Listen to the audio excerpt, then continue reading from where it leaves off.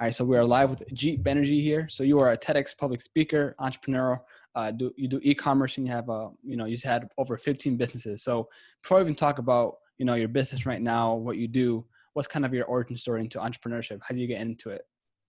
Yeah, absolutely. So I got into entrepreneurship when I was 17 years old, but what led to that decision was actually 2 years before. So growing up, I was kind of that rebel child, always getting in trouble, getting kicked out of class, not doing what he's supposed to, bad at school, all that kind of stuff. And I grew up in a very traditional family where like education was everything. So once that was all happening, my parents started freaking out. So at like 15, they told me one day that like if I wanted anything anymore, like video games, go to the movies, whatever, I had to go get a job. So I started like applying to jobs after school when I was like 15, and something crazy happened. Like in that 2 year span, I was probably working like 15, 20 hours a week, nothing crazy. I was getting fired or quitting from every single job. And I was just like, man, like what's wrong with me? I'm like this massive misfit, can't even like keep a job. And I remember like the day it hit me was the day that I started looking into college when I was 17, like applying to colleges. Mm-hmm. And I was like, man, like my whole plan was go to college, get a business degree, work a corporate job, 9 to 5 type of thing. And I thought I'd be, really happy. But I got worried because I was like, man, I can't even work like 10, 15 hours a week. How am I going to do this the rest of my life? So I started like kind of Googling it because I thought something was wrong with me, like I had a disease or something. And so the first video I saw was a video from Richard Branson that actually popped up on my Google search. And Richard Branson was like, oh, if you're always getting in trouble, if you're never able to keep a job, if you feel like you're in a cage at work and all of these things, then you're destined to become an entrepreneur. That's basically the gist of what he said. So I was like, man, an entre what? Like, let me look this up. So then I just go on Google, I look it up, and I'm like, okay, you know what? This is what I'm going to do. And so growing up, I was always impatient. I'm still one of the most impatient people ever. And like for the first time, my impatience was a virtue here. It paid off because the next day I literally said, I'm going to start a business. And so I did some research and I figured out what I wanted to do. And that's how I really got into entrepreneurship. And from there it was, one business after the other.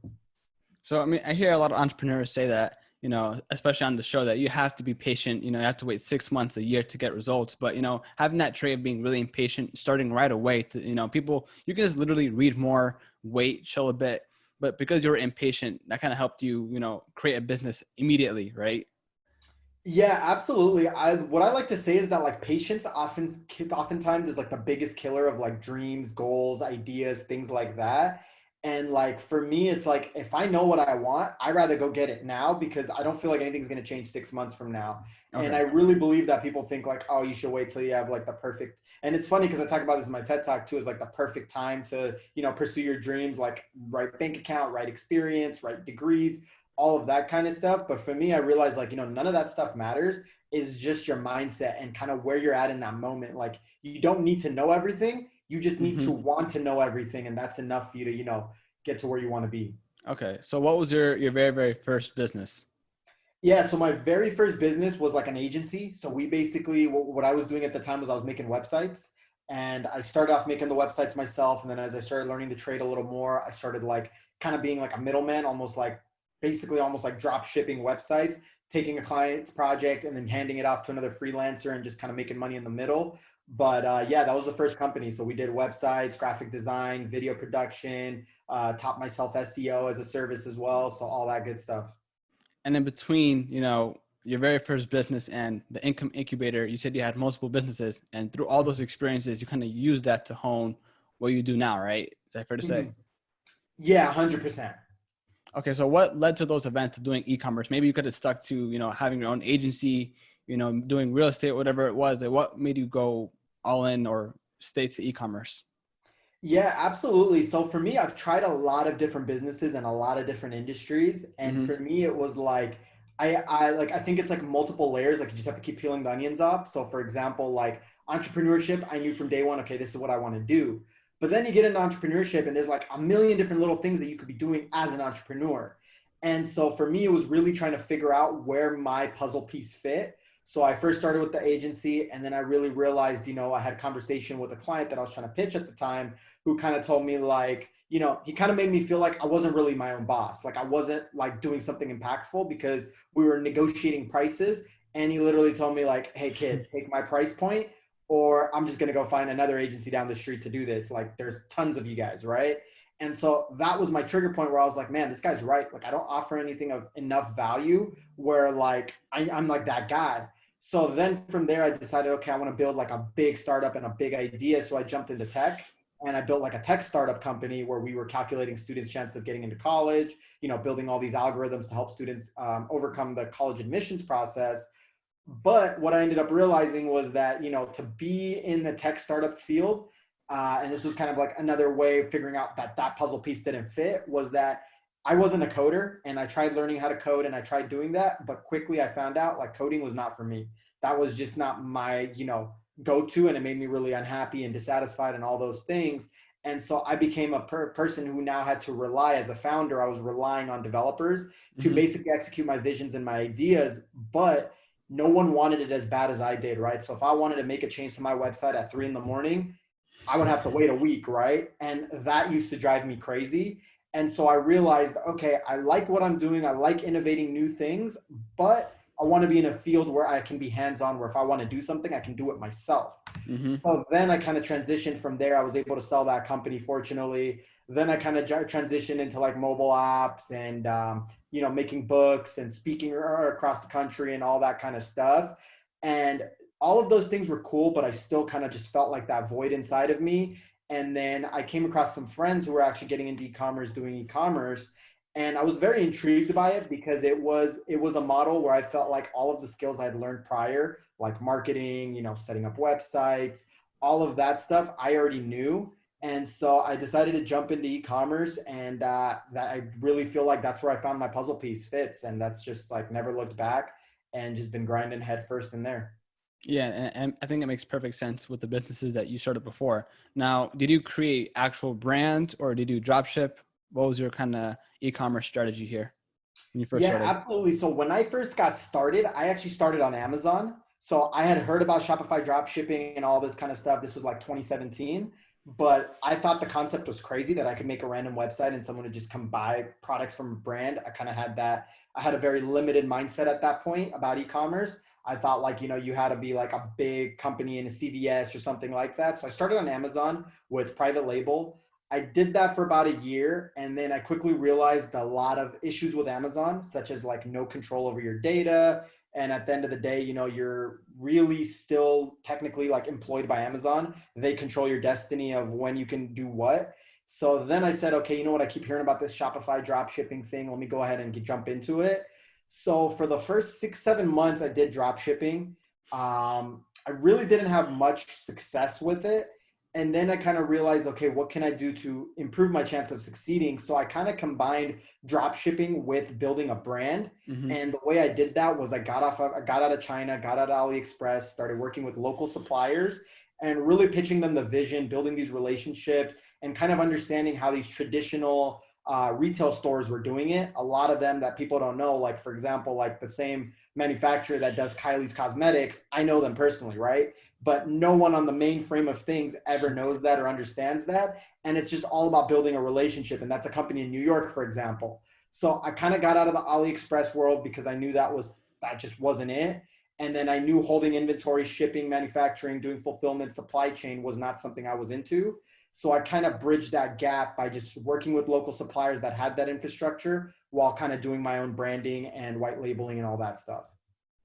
Yeah, that's a totally different approach because, you know, people, they'll get cheaper products from China and sell it for a higher market here in the US, right? And the problem is that, you know, when you sell a product from China under your brand, you know, sometimes or most often or not, you can't have your own custom label, your custom packaging, and that ruins the brand experience, right? Especially if you want to think long term. And it's not that I'm demonizing it because you can still make a lot of money drop shipping, but in terms of building something that's very sustainable in the long run, I think you do have to have those little details to create a brand and, you know, create something meaningful, and maybe someone can acquire it for a lot of money if you want that exit strategy.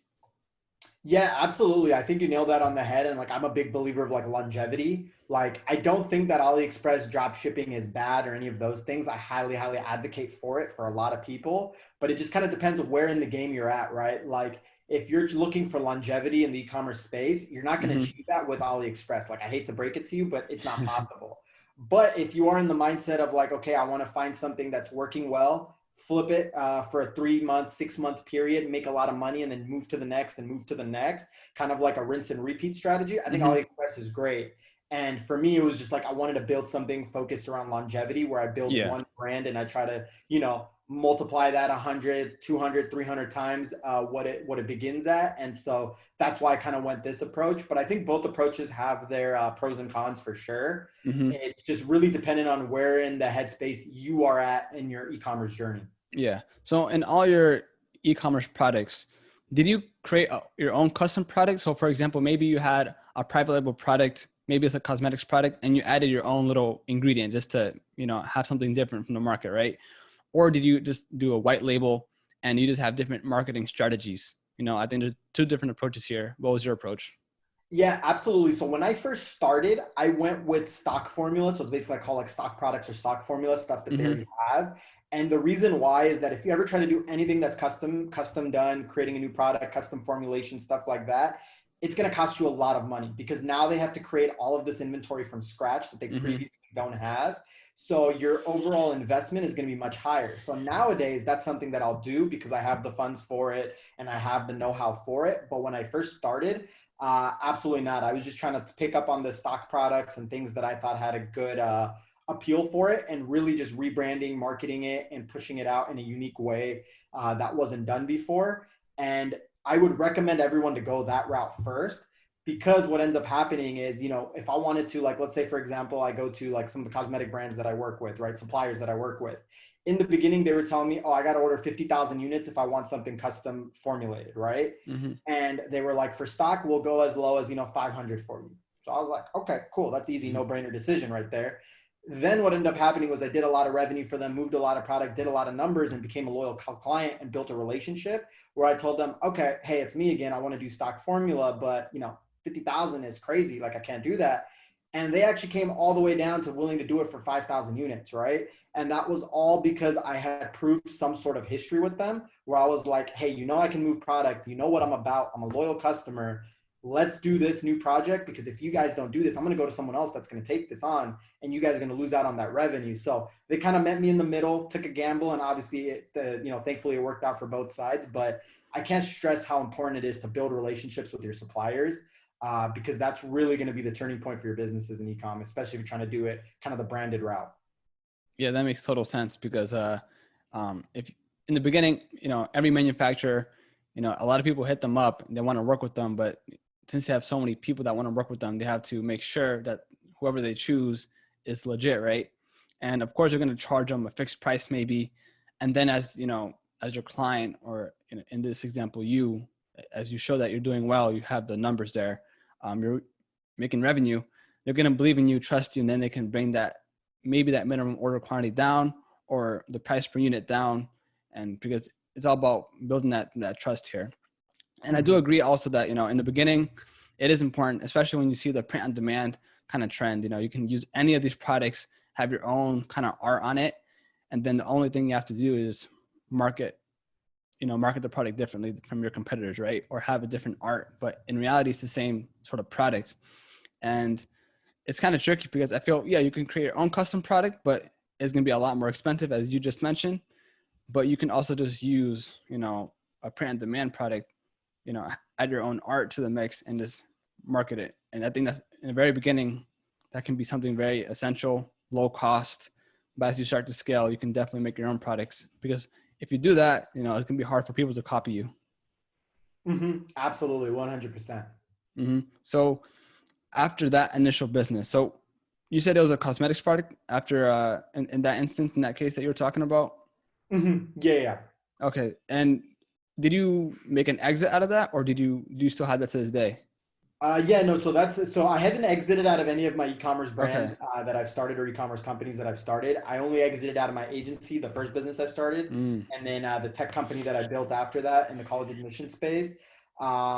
Definitely looking to probably, I'd say I'm still probably a couple of years away from getting to a point where I want to exit these companies. Obviously, if the right offer comes, then gotta use logic over emotion for sure. But I'm still kind of in that process where I'm just kind of building things up, really growing, and just trying to grow these companies as much as possible at this point. Okay, so you actually have, multiple businesses, multiple e-commerce businesses running in parallel as of this Yes. moment. Yeah. Okay. And at what point did you decide that you were good at this and you're going to decide to make the Income Incubator where you help, people scale their e-commerce businesses? Yeah, absolutely. So that was something that really just kind of came to me. Like I never even thought or looked at myself as being potentially a mentor or a teacher or anything like that. As I started having some success, selling a couple companies, some of the e-commerce numbers we were doing, things like that, a couple people started taking notice and they would just really, really start hitting me up. Like, hey, can you Mm-hmm. help me out? Can you do this? Can you do that? And so in the beginning, I was like, okay, cool. I'll help this person out. I'll help that person out. And then I kind of just started realizing like I was almost being so inefficient with my time that it was like crazy to me that I hadn't realized earlier. But I was just kind of like teaching everyone almost the same thing, but just individually. And Yeah. so that's when it hit me. It was like, man, I need to build out a system for this because if people, want this, I need to direct them somewhere where I'm not spending, because I value like more than money or anything else, I value my time, right? So, you never want to trade hours for dollars. That's like the worst thing you can do. So that's when I decided, okay, let me put together a really full scale academy. And I just felt like I brought a lot more to the table because I've started so many different businesses and I've learned so many different things from different businesses that have all succeeded at some level. Mm-hmm. So I decided to really focus on, and the reason why I called it kind of an incubator was I really wanted to create like an online academy where you can just go in and no matter what, when you leave, you're going to make money, right? Sometimes, like myself, you find out that one business is not right for you and you buy a course and you're like, ah, shit, well, I'm out of luck now. So I really wanted to create some sort of program where it's like, okay, if one business doesn't work, you can pivot to something else. Mm-hmm. And so, yeah, that's pretty much what it is. And yeah, that's pretty much how the idea came together. And I just put it together over a year. It was actually crazy. We put together all the content, everything over an entire 12-month period before launching it. So what do you think, your core principles are in making an e-commerce brand successful? Is it the Facebook advertisement? Is it building the relationships with the manufacturers and the suppliers? What is it that makes you or helps others create money or cash flow in their businesses? Yeah, absolutely. If I had to narrow it down to one thing, I would say it's innovation. I think the e-commerce space out of all the spaces are just, it's so much imitation. Like literally everyone is copying everybody else's work, like to the point where I'm sure if you're in e-commerce or not, but like people literally will rip off someone else's video creative and just upload it and like nothing ever happened, right? And I think the one thing that really separated me was I never got into e-commerce to imitate or copy. I always just wanted to know what worked, figure out how I could improve and innovate on it, and then just continue doing that. So no matter what area of my business you look at, I always try to innovate. I study what works well, and then I try to innovate upon it. So, when it comes to the marketing and the branding, we're constantly innovating on that side, right? When it comes to copywriting, for example, product descriptions, product pages, product photography, all that stuff, we're constantly innovating.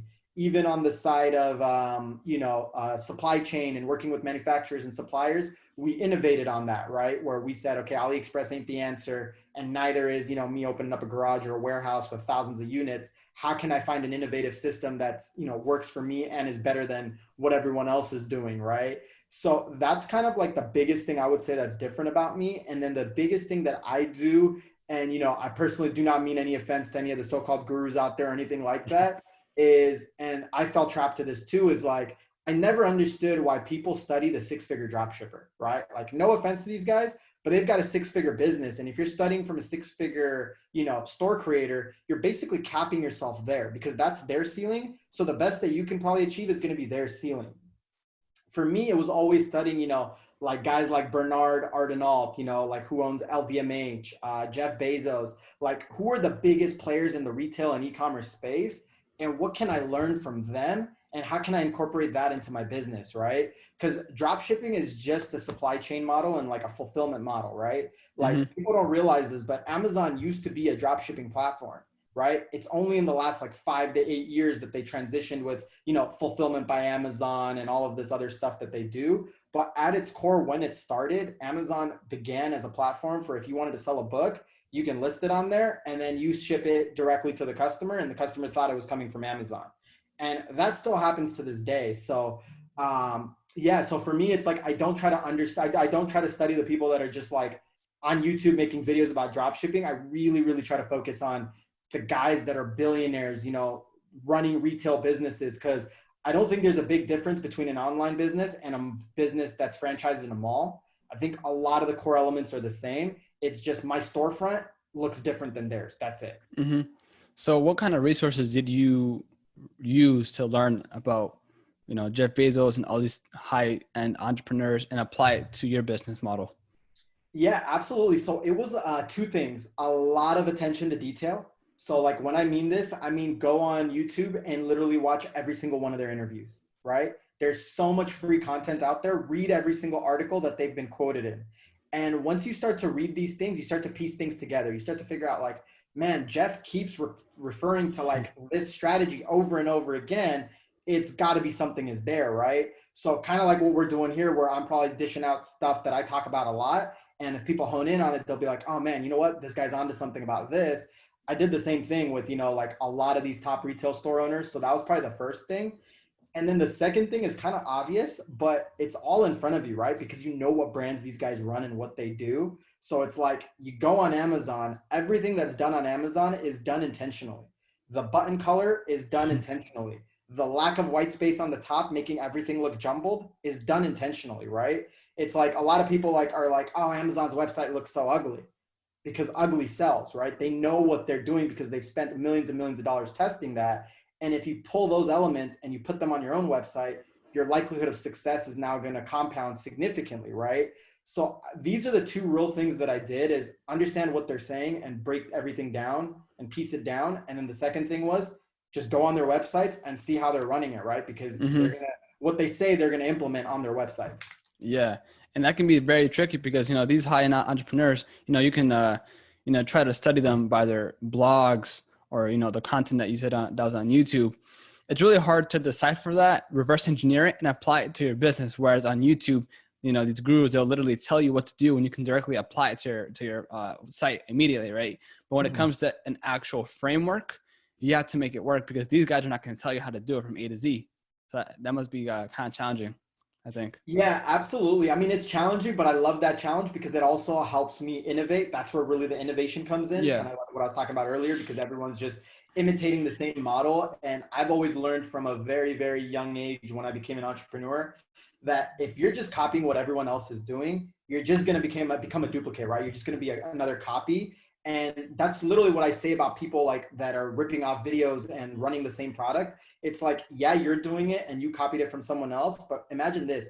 500 other people are doing the same thing. How long is that creative and that product really going to last? Not long, right? Give it a couple weeks and it's done. So it's really like short-term money. And for me, it was just like, okay, I want to be different. I want to be innovative in my own right, because it's like, like when I look at a guy like Jeff Bezos and Amazon, for example, he really didn't have anything to copy. He literally was just sitting on the internet one day and said, man, I'm going to build Amazon, right? And he did that completely from scratch. And I'm sure he, used ideas from other sources as inspiration and all that stuff. But I think just being able to work with a blank canvas and building your own framework is so important, because that's what really separates you from, being that six-figure drop shipper or something like that, to someone like me who's done over 35 million in, revenue in just 2 years. But like, that's just the beginning for me, right? Like I see myself being able to do way more with some of the things that we're implementing and doing behind the scenes. Damn, dude. So how do you find different products and test it?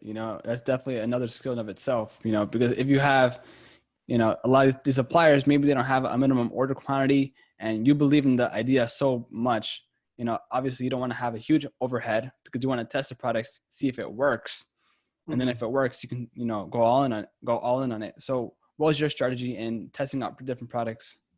Yeah, absolutely. So my strategy when it comes to testing products before I go to a local supplier is very unique, because obviously going to a local supplier, building that relationship and all that stuff is a long drawn out process. And on top of that, if I go to them with no data, eventually like either they're just going to not respond to my calls and emails, or they're just going to be very, very disappointed because I'm just testing with them and things don't work out. And, it's not the right way to build a relationship. So what I would really do is I would just find some other place that's selling the product that I want to test, right? So it could be Amazon, could be eBay, could be, another store online, whatever it is. Because in the beginning, my goal is not to make money. It's to validate a concept or a product, right? So I'll go out, I'll test that product and I'll get a bunch of data back on it. Maybe I go for 50 purchases, 100 purchases, something like that. And I'll literally just Amazon those products to my customer, right? Like fulfill with Amazon or eBay or another store, whatever it is. And then once I get the data back and I'm like, okay, this looks crisp, I'm ready, and I think I can build a brand around this, or this product is something that's showing me that it has longevity, then I'll spend, my team and I will spend all that time to go out to these manufacturers and suppliers, Mm-hmm. talk to them, build these relationships, and do all that. So that's kind of the process that we take. Okay. And right now, for all your products in all your stores, are they all in a warehouse in Amazon, or do you have your own sort of way to ship them out, your own warehouse? Yeah, so basically the way that we build our relationships is the guys that are manufacturing these goods, they're all like US, Canadian suppliers, things like that. They're actually drop shipping on my behalf. Oh, okay. So what I do is I go in and I pitch them this whole concept. They give me a wholesale price and I tell them, okay, add a 20% tax to it and I'll drop ship for me. And so obviously they have a lot of hesitation, things like that. But in the beginning, it was just like really pitching them and convincing them. Now we've got an entire system and a workflow in, and we even send a team in there that can go in and completely set up all the dropship infrastructure for them. Like I'm talking about their shipping lines, packaging, everything that they'll need, how to get shipping labels done, how to integrate with software, all that stuff. So it's very seamless for them. But yeah, so that's my model. So we hold zero inventory, no fulfillment centers, none of that stuff. We just build really solid relationships with the manufacturers and we essentially convert them into drop shippers for us. Okay. And in your academy, the Income Incubator, do you kind of teach everyone that too? Yeah, absolutely. So I teach people from top to bottom how they can go from like testing products. Like even sometimes we'll test products off of AliExpress if we Mm-hmm. see something that it looks good. And then obviously we'll want to work with the local supplier. So yeah, we teach people from start to finish everything they need to know, like to the point where, the contracts I use with my suppliers that I've paid my lawyers like thousands of dollars for, I literally just give it to my students for free. I'm like, here, just Yeah. edit out this name, that name, how I pitch the suppliers, email how I contact them via email outreach, everything covered A to Z. So yeah, I pretty much share everything that I do in my businesses now. And we're constantly even adding, new content in there as I learn new things and find out new things that are working for me. Okay. So you primarily work with local suppliers, and of course, things are going to be a lot more expensive compared to China, but you have more access to communications much better. And I think you have a lot more control, right, over the logistics part. Does that make sense?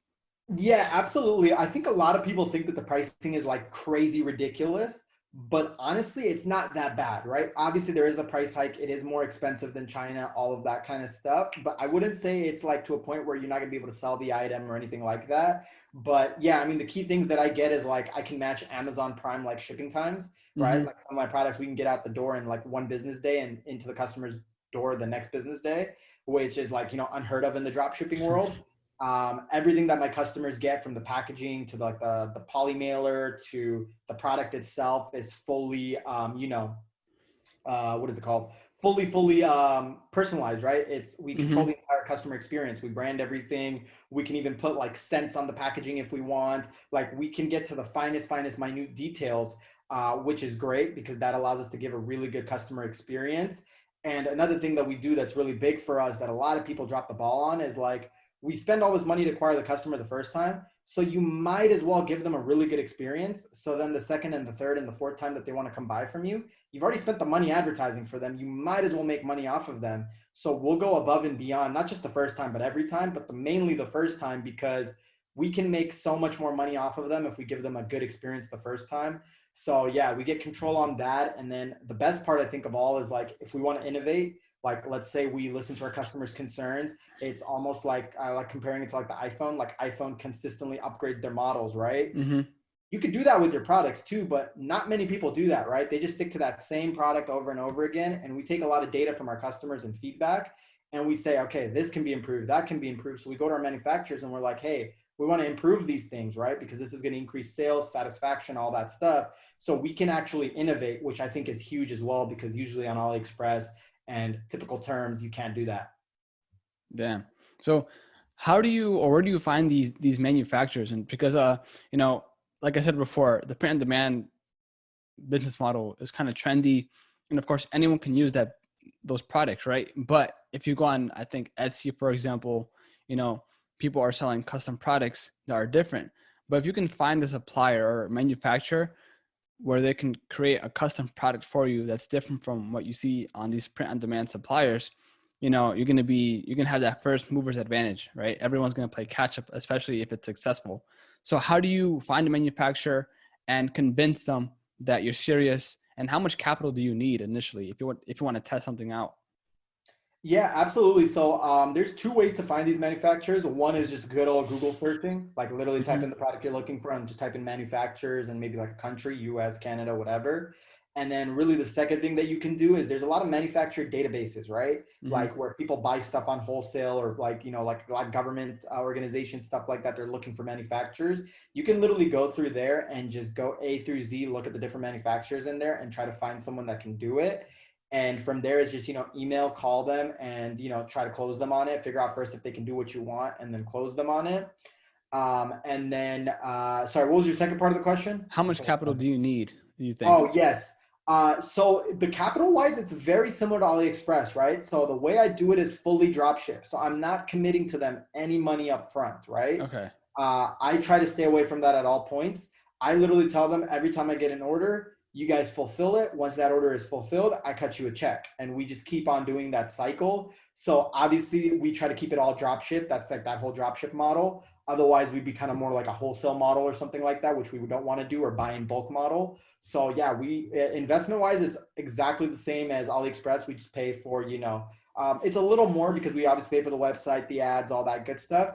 But the first 50 items or so, we're usually drop shipping at a loss because we're drop shipping those products at retail price to our customers using like Amazon or eBay or something to collect that data. But after that, the way that we approach the suppliers and use them is the same as you would approach an AliExpress supplier. You only pay for what you sell. So you have to communicate with the supplier, manufacturer here, that they are in charge or they're responsible for sending the product as well, even if they don't have that initially. Maybe in their, homepage or whatever it is, they don't have that option of sending the product to the customer, because usually you buy 100 units, 1,000 units, and they'll send it to you, and that's it, right? But you kind of tell them like, hey, can you do this for us? If not, you find someone else. Exactly. Because like the thing is, like people don't realize this, manufacturers already have the infrastructure to drop ship. The only thing they're missing is two things usually. One is a proper shipping line that can give them proper shipping prices. Mm-hmm. And that's usually easy to obtain. You just need to build shipping accounts and there's like a whole process for it. And then the second thing is that they don't have the software to integrate with Shopify and stuff like that. Lucky for you, and they don't have it or they're unaware that it exists, right? Mm-hmm. And there's a bunch of apps out there like ShipStation, right? That's like the main one that we use that literally will sync any CRM system or any SOP system for supply chain and fulfillment literally to your Shopify store in 30 seconds or less. And it's crazy to me that these manufacturers don't know that. But when you go in there with a plan and you tell them like, okay, I know you're worried that this is going to be a lot of work, but don't trip. It's all going to be good. I'm going to set it all up for you. Then they're like, oh, okay. Then they feel a lot more comfortable. And then when you tell them like, okay, what would you charge me wholesale? They tell you, I charge you like $2 an item. You tell them, okay, you know what? Make it $2.40 an item. Here's a 20% markup. They'll be like, okay, absolutely. It makes a lot of sense. So we kind of go in there with that kind of strategy to do it. Okay. And at what point, so when you're testing a product, at what point do you say, let's quit, let's stop here, or let's pivot into something else? Like what is it in the data exactly that makes you make that decision? Yeah, absolutely. I look for two things, right? I look for profitability and margin. So like for me, it's like if I don't have a 25% margin, there's not enough skin in the game for me to continue with a product like that, because I just think like as you spend more money, your margins are going to dwindle, right? It's never like, oh, I'm going to spend more money and my margins are going to go up. It just doesn't work like that. So if I'm not seeing at least 25%, I'm cutting that product and I'm cutting my losses and I'm moving on. And then the second thing that I really, really look for is I try to go after products that are really, really broad markets, right? So for example, cosmetics, every woman in the world, probably like nowadays after like 13, wears some sort of cosmetics, right? My audience is huge, right? So I look for very broad audiences and products that have broad and mass appeal, because I realize if broad products don't have broad and mass appeal, it's very, very hard to build a brand around, unless you've got something like, obviously it's different if you're doing vitamins or something that's consumable where your customers have to come back every month, or like, specialty coffee, things like that. But if it's like a one-time product, you want very, very broad markets. Okay. And in terms of advertising, what do you use mainly? Google ads, Facebook ads, influencer marketing? Yeah, absolutely. So I use a combination of a lot of platforms, but I still would say about 80% of our spend goes on Facebook and Instagram ads. And then the other 20% is distributed with like Google ads. We use it for retargeting. We use influencers, but not so much influencers to promote, influencers to create content that we can circulate and reuse in advertisements on Google, Facebook, all these other platforms. We use a little bit of Snapchat, a little bit of TikTok, and then we've been testing lately a little bit of YouTube, but haven't had really much success there. So that's kind of how we're spread out. Okay. So when you first started, I'm assuming that you did all this by yourself. And then as you did, as you dropped or got more e-commerce stores, things got maybe overwhelming and you had to, hire a team here and automate everything, make a system around it. Now, kind of describe that process. How did you kind of create more stores? You said you have multiple businesses. How do you manage all that? Yeah, absolutely. So what I really did was I tried to figure out what is the thing that I'm the very, very best at so that I can focus my attention. So I want to focus on only two things every day, right? The thing that I'm the best at, because if I'm not the best at it, I need to find somebody else that's really good at those things and they might as well do it because there's no advantage to me doing it. So that was really the first thing. And then the second thing was really like focusing on the biggest priority in terms of like decision making, right? Like what are the things that I have to do each day that really require my brain power to make a decision? And if it doesn't require my brain power, how can I automate it and plug someone else to do it?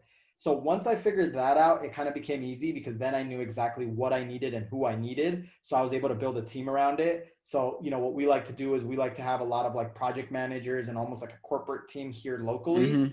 And then we have them manage our overseas team, right? So we have a lot of employees in the Philippines, like that do customer support. We have a lot of developers that do stuff out of India, Pakistan, those types of countries, Nigeria, that we have project managers that are managing everything. And so now instead of me having to communicate, like we've got over 100 employees now, right? So rather than me having to communicate to 100 employees, I can now communicate to my project managers who are now communicating to everybody else, which Mm-hmm. really, really streamlined and made my life easy.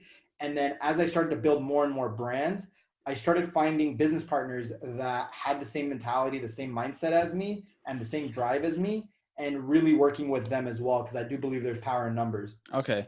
So is it fair to say that you have, a giant umbrella or a conglomerate? If you look at Virgin, the company Virgin, they have Virgin Cola, or I think they had it, Virgin, like almost everything you can think of, right?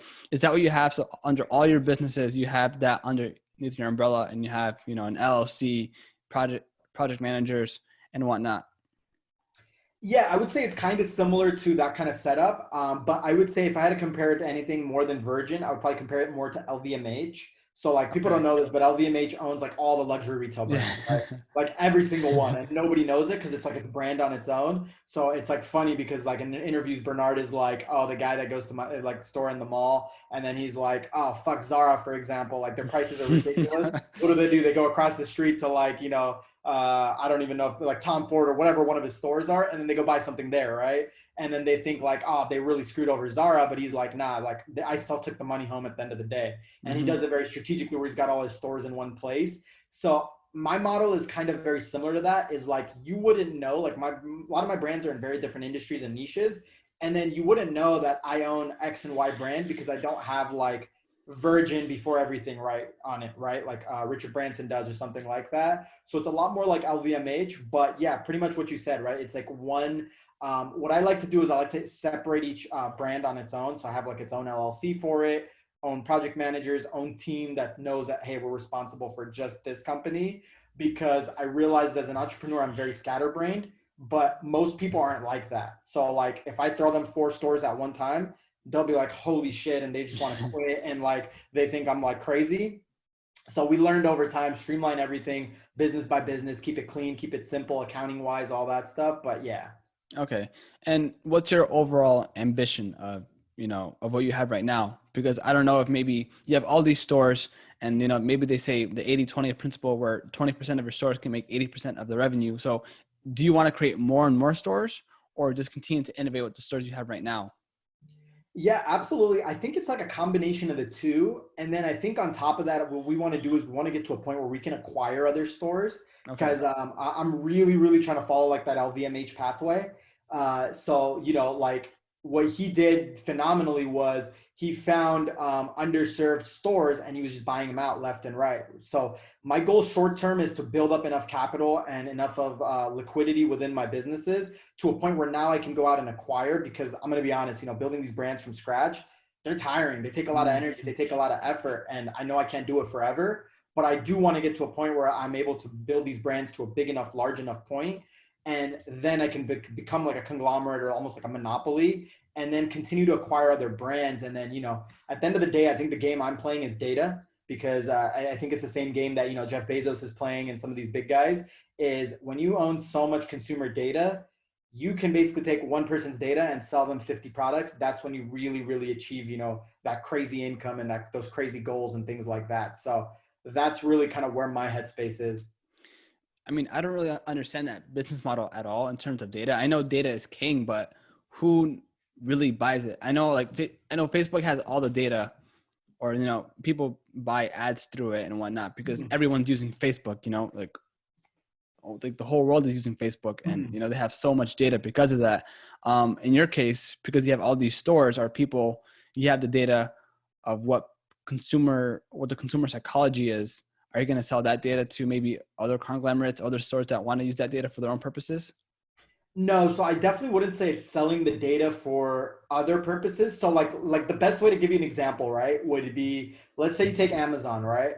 Okay. On your Amazon account, Amazon knows which day you buy what things, and they're getting years and years of data now, right? So they know what day you buy your toilet paper, they know what day your vitamin subscription ends and all that kind of stuff. So they've essentially created they essentially have the ability to create a predictive model to know when you're going to buy what next. And by doing that, that's so powerful, because if they know your vitamins are, like you're 2 days behind on your vitamins, they can send you an email and be like, hey, your vitamin should expire 2 days ago. So you're either slacking and not taking them, or you forgot about it and we're here to remind you, right? So I think the king is the whole thing with data that we're trying to do and everyone tries to do is let's say you come to my website and you buy something, right? And I show you a Facebook ad. I now own your data, right? I know your email, I know your phone number, I know your shipping address, and I know one thing that you're interested in because you made that purchase from me. So now I have different means of being able to market to you to buy either that product again, another product from a sister brand of mine, something that's within my own umbrella, right? For me, Yeah. I would never, because I think the data is most powerful kept within myself and my brands. And then obviously there's like policies in terms of like FTC laws and stuff like that on data sharing and things of that nature. But at the end of the day, the data is most powerful to me. So if I can take that data and I can sell you 50 products over the lifetime over your lifetime, that's a huge win, right? Now I went from spending $20 to acquire you to sell you a $40 product to spending $20 to acquire you to sell you $500 worth of product. And that's a lifelong income stream. So that's really how I look at data. A lot of people look at data from the standpoint of like I don't think a lot of people know how to use data properly.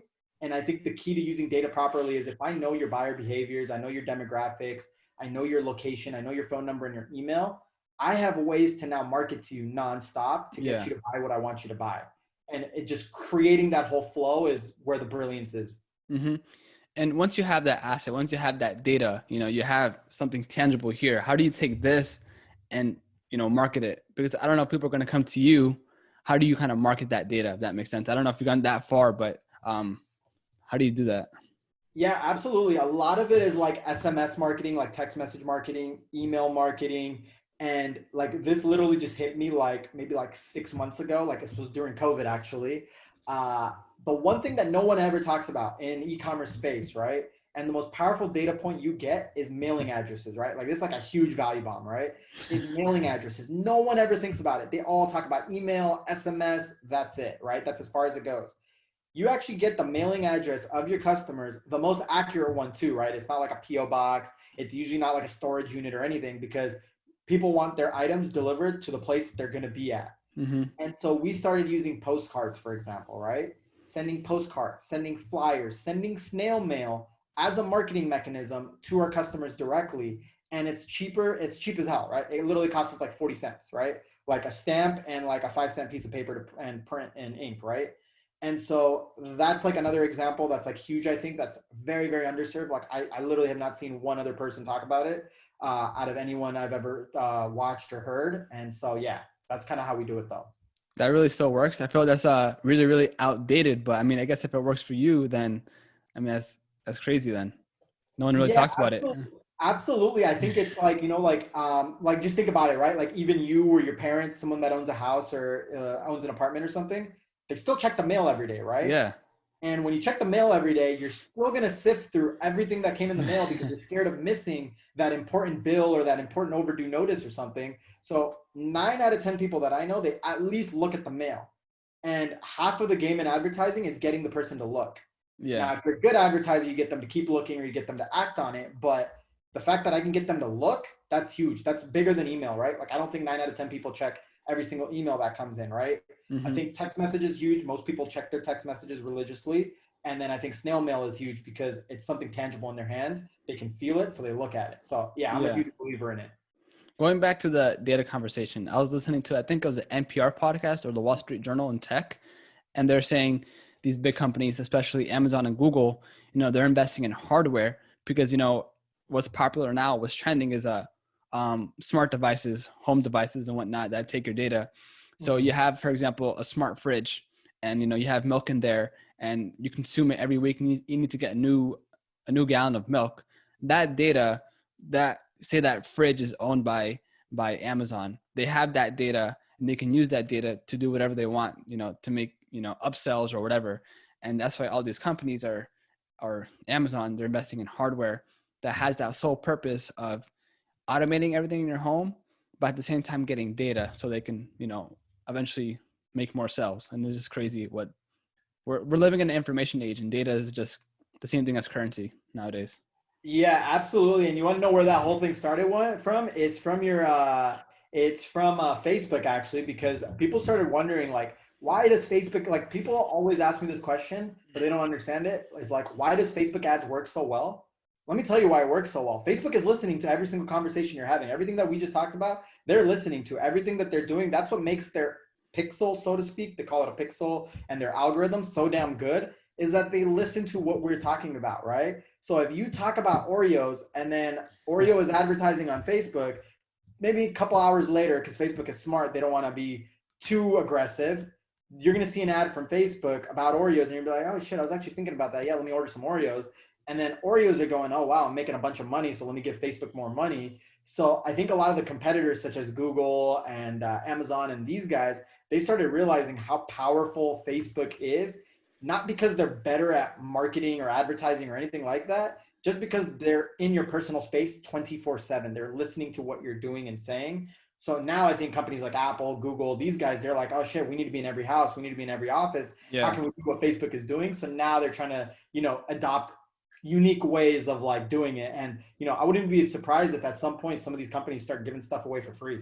Like, oh, Oh here's a yeah. free fridge or here's a free this. And people are gonna be like, oh shit, it's free. Let me take it. And then they don't realize that, they're going to like, once these companies figure out the ROI on the hardware, they're going to start giving it away for free. I guarantee it. Yeah, it's crazy times that we're living in right now. And yeah, Mhm. data is king. And someone even told me, I mean, I'm not too familiar with Facebook ads in that sense. I haven't ran too many Facebook ads in my life, but someone told me that Facebook ads is scary in a sense that it just works. And, of course, Facebook wants you to make money because if you make money, you spend more marketing dollars. And of course, they make money too. So, G, I don't want to take too much of your time here. So if people want to find you, hit you up, go to your academy, where can they find that? The Income Yeah, Incubator. absolutely. So the best way to connect with me or find any information about me is probably through Instagram. And my Instagram handle is at the Jeet Banerjee, and I'll spell that out. It's TheJeetBanerjee. Awesome. So I'll put that in the show notes. And so if anyone wants to DM you, follow you, whatever, they can click on that and hit you up. All right. Yep, sounds good. Awesome, bro. Thank you, bro.